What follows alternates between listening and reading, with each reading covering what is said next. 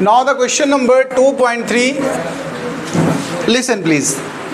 2 charges plus 2 microcoulomb and minus 2 microcoulomb are placed at points A and B 6 centimetre apart. ये देखो diagram में situation हो गई. First part में हमसे क्या कह रहा सुनिए जरा. Identify N equipotential surface of the system. हमें पूरे सिस्टम का इक्विपोटेंशियल सरफेस बताना है. मैंने आपको डिफाइन कराया था, अगर भूल गए हो तो एक बार और सुन लो. Such a system in the electric field, such a surface in the electric field at which all points have equal potential. ऐसा कोई प्लेन जिसकी हर जगह पर पोटेंशियल सेम हो, उसे हम क्या बोलेंगे? इक्विपोटेंशियल कहेंगे. अभी यहाँ पर देखो, ध्यान देना. वैसे पोटेंशियल डिपेंड किस पे करता, देखो जरा. के क्यू बाई आर होता है कि नहीं? फॉर्मूला बताओ. अगर आर वेरी करेगा तो पोटेंशियल वेरी करेगा कि नहीं करेगा? बताओ. तो इस चार्ज के पास में जाओ या उस चार्ज के पास में जाओ, एक से तो डिस्टेंस दूसरे के साथ वेरी होती रहेगी. केवल एक ऐसी जगह है जहां पोटेंशियल हमेशा इक्वल मिलेगा, और वो कितना मिलेगा? 0 मिलेगा. क्यों? क्योंकि एक चार्ज कैसा है? पॉजिटिव, दूसरा कैसा है? निगेटिव. डाइपोल हुआ कि नहीं? बताओ. और डाइपोल में कौन सा केस ऐसा था जिसका पोटेंशियल 0 रहता था? ट्रांसवर्स. ट्रांसवर्स का मतलब क्या होता है पता है? Right bisector. राइट बाइसेक्टर कहां से पास होगा? बीचों बीच से. देखो, एक ऐसा प्लेन जो यहां से पास होगा, देखो प्लेन मतलब ऐसे ऐसे बुक रख दो यहां पर, ऐसे सपोज करो, तो वो बुक होगी या प्लेन होगा, उसके हर पॉइंट का पोटेंशियल कितना होगा? 0. और 0 का मतलब हमें 0 से थोड़ा मतलब, हमें तो इक्वल से मतलब है ना. इक्वल पोटेंशियल क्या कहता है?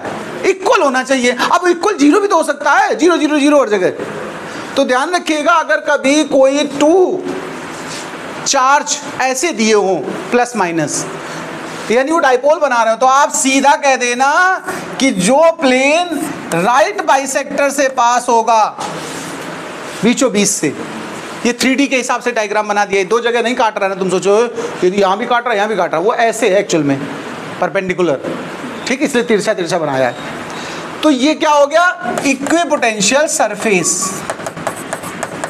और कितना पोटेंशियल इस पे है? हाँ, where each point have 0 potential. Identify हो गया. फर्स्ट केस खत्म, टाटा बाय बाय. बोलो, फर्स्ट केस में कोई दिक्कत बताओ. फर्स्ट केस ने हमसे क्या बोला? हमसे बोला क्या इसने? Identify N equipotential surface of the system. Equipotential surface identify करना और बनाना, ये क्वेश्चन बोर्ड में बहुत पूछे जाते हैं, ये ध्यान रखना. अभी हम प्रैक्टिस कराएंगे जब बोर्ड के क्वेश्चंस की. देखो, अब अगला हमारा जो इस चैप्टर का काम बचा, वो क्या बचा? केवल बोर्ड के क्वेश्चंस की प्रैक्टिस बची है. वो हम रिवीजन के समय कराएंगे. भाई, हमने आपको क्या करा दिया? थ्योरी.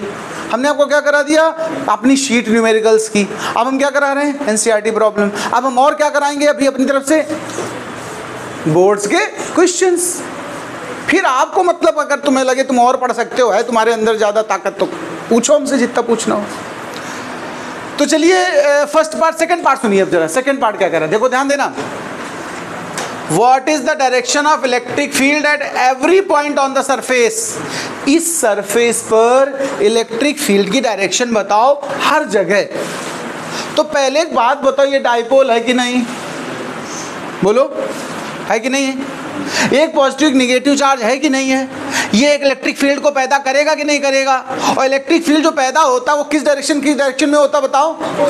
पॉजिटिव से निगेटिव होता है. एक बात तो ये क्लियर हो गई कि इलेक्ट्रिक फील्ड पॉजिटिव से निगेटिव या ए से बी की तरफ. क्लियर बात. और जो इक्विपोटेंशियल सरफेस होता है, ये और अलग से सुन लो, ये इक्विपोटेंशियल सरफेस की प्रॉपर्टी है. इक्विपोटेंशियल सरफेस पर इलेक्ट्रिक फील्ड लाइन हमेशा कैसी होती है? परपेंडिकुलर. लिखाया मैंने ये बात. तो यानी हम अगर इलेक्ट्रिक फील्ड की डायरेक्शन बताएंगे, कहीं भी बताएं, पूरे सरफेस पे कहीं भी बताएं, तो हम क्या बोलेंगे? From positive to negative perpendicular to the equipotential surface. ये सेकेंड पार्ट का हमारा सोल्यूशन हुआ. चलो लिख लो सेकेंड पार्ट का answer. Electric field is from positive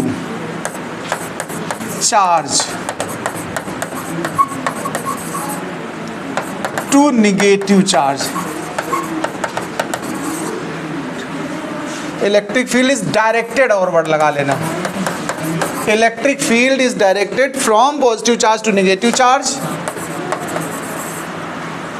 and perpendicular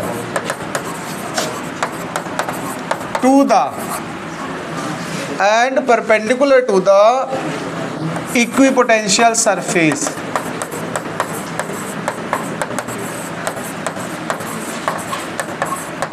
ये हमारा सेकंड केस है, नोट करिए इसको, फिर अगले क्वेश्चन पे बात करेंगे।